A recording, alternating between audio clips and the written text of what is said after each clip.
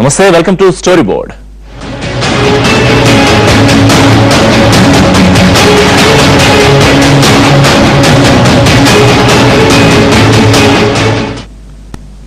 Alexander, Genghis Khan లాంటి యోధులంతా యుద్ధాలతోనే ప్రపంచాన్ని జయించాలని ప్రయత్నాలు చేశారు. కానీ ఆధునిక భారతంలో ఓ నాయకుడు మాత్రం కేవలం మాటలతోనే విశ్వాన్ని ఏలాలని ప్రయత్నిస్తున్నాడు. తన మాటల మంత్రంతో ఇప్పటికే దేశాన్ని గెలిచి ప్రపంచాన్ని తన వైపు తిప్పుకునేలా దూసుకుపోతున్నాడు. ఆయనే అసమాన నాయకుడు నరేంద్ర మోడీ. మోడీ ఇప్పుడిదేదో పేరు కాదు, ఇదో బ్రాండ్. ఈ రెండక్షరాలే రాజకీయాల్లో ఓ సంచలనం. ఇన్నాళ్లు దేశవ్యాప్తంగా ఆయన గురించి జరిగిన చర్చ ఇప్పుడిప్పుడే విశ్వవ్యాపితమవుతోంది. స్వదేశంలో ఆకాశాన్ని తాకిన మోడీ చరిష్మా ఇప్పుడిప్పుడే విదేశాల్లో కూడా పీక్ స్టేజ్ కు చేరుకుంటోంది. నట్టింట్లో ముచ్చట్లే కాదు, నెట్టింట్లో సెర్చిలు కూడా ఆయన చుట్టూతోనే తిరుగుతున్నాయి. ఎప్పుడైనా ఎక్కడైనా ఎక్కువ శాతం మంది చర్చిస్తున్న అంశం మోడీయే. పాపులర్ ఫిగర్ల జాబితాలో ఇప్పుడు జెట్ స్పీడ్ తో దూసుకుపోతున్న రాజకీయ యువ దిగ్గజం నరేంద్ర మోడీ.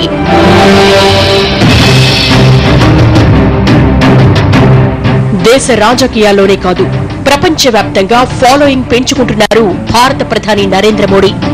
ఆయన ఆదరించడంలో భారతీయులే కాదు, అన్ని దేశాల ప్రజలు ముందే ఉన్నారు. రీసెంట్ గా Time magazine person of the year రేసులో ఎక్కువ పాపులారిటీ దక్కించుకున్నారు మోడీ.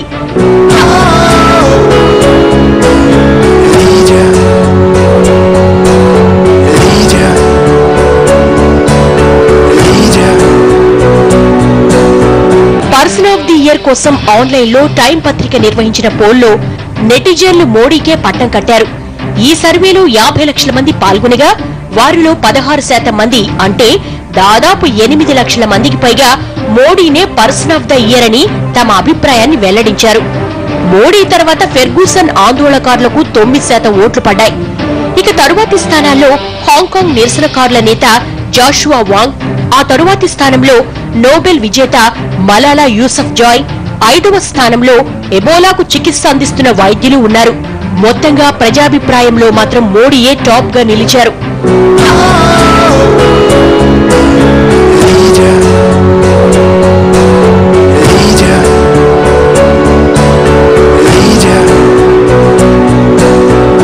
ఇలా మోడీకి ఓటేసిన వాళ్లలో ఇండియన్ల కన్నా విదేశీయులే ఎక్కువగా ఉన్నారు. మొత్తంగా 225 దేశాల ప్రజలు పాల్గొన్న ఈ సర్వే పోల్లో 37% మంది అమెరికన్లున్నారు. ఆ తరువాతి స్థానంలోనే భారతీయులు నిలిచారు. 17% మంది భారతీయులు మాత్రమే ఈ సర్వేకు సమాధానమిచ్చారు. ఇక 12% మంది రష్యన్లు కూడా ఓట్లేశారు. మొత్తంగా మోడీ అమెరికా పర్యటన అక్కడి ప్రవాస భారతీయులతో పాటు అమెరికన్లను కూడా విశేషంగా ప్రభావితం చేసిందన్నది విస్పష్టమవుతోంది. ఇక అమెరికా, రష్యాలతో పాటు ఆసియా దేశాల నుంచి కూడా భారీగా మోడీకి అనుకూలంగా ఓట్లు పడ్డాయి.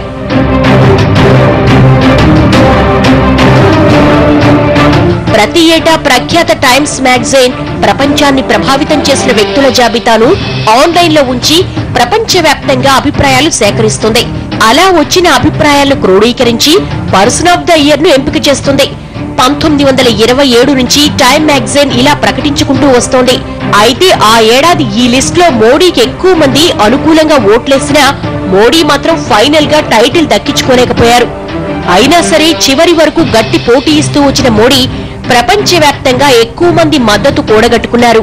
ఒక్క టైమ్స్ సర్వేలోనే కాదు, యాహూ ఇచ్చిన వార్షిక నివేదికలో కూడా మోడీయే టాప్ లో ఉన్నారు. భారత్ లో ఆన్లైన్ లో ఎక్కువగా సెర్చ్ చేసే వ్యక్తుల జాబితా రూపొందించే యాహూ ఇండియాస్ ఇయర్ ఇన్ రివ్యూలో ఫస్ట్ ప్లేస్ మోడీదే.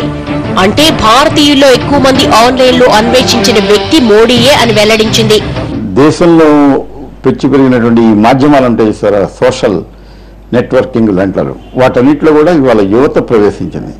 యువకులందరికీ కూడా ఒక మోడీ ఆదర్శంగా కనబడుతున్నాడు ఆయనకి. ఆ రోజుల్లో కూడా ఎన్నికల ప్రచారం జరిగే రోజుల్లో మోడీ గారు ఎలా జనాన్ని యువతను ఆకట్టుకున్నాడో, ఆ తర్వాత ప్రధానమంత్రి అయిన తర్వాత కూడా అదే విధానాన్ని కొనసాగిస్తున్నాడు. ట్విట్టర్లో ట్వీట్ చేయటం, మిగతా వాటిలో పోవటం, యువతకు దగ్గర కావటం, ఇవన్నీ కూడా ఏంటంటే చాలా యువతను ఆకర్షించే ఒక ప్రధానమైనటువంటి కార్యక్రమాన్ని పెట్టుకొని ఆయన వయస్సును కూడా లెక్క చేయకుండా చివరికి 60లో 20 అంటారు చూసారా, ఆ టైపులో ఆయన ముందుకు పోబట్టే ఇవాళ ఆయనకి ఇటువంటి ప్రాచుర్యం లభిస్తోందని. భారత రాజకీయాల్లో తెరపైకొచ్చిన అనతి కాలంలోనే ప్రధాని లాంటి కీలక స్థానానికి ఎదిగి ప్రపంచ దృష్టిని ఆకర్షించిన నాయకుడు ఎవరైనా ఉన్నారా అంటే అది నిస్సందేహంగా మోడీ అనే చెప్పాలి.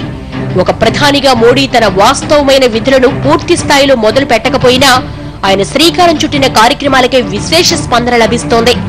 ప్రభుత్వ ఆఫీసుల్లో పంక్చువాలిటీ నేర్పడం, స్వచ్ఛ భారత్ అంటూ చీపుర్లు పట్టడం, మేక్ ఇన్ ఇండియా అంటూ పెట్టుబడులను ఆహ్వానించడం, విదేశీ పర్యటనల్లో బహిరంగ సభల్లో మాట్లాడడం, ఇలా మోడీ ఏం చేసినా దానికి విశేష స్పందనే వస్తోంది. మామూలు జనావళి తమ యొక్క జీవితాలని బాగుపరిచాయి అని సంతృప్తి చెందేదాకా ఈ మోడీ హవా కొనసాగుతూనే ఉంటుంది.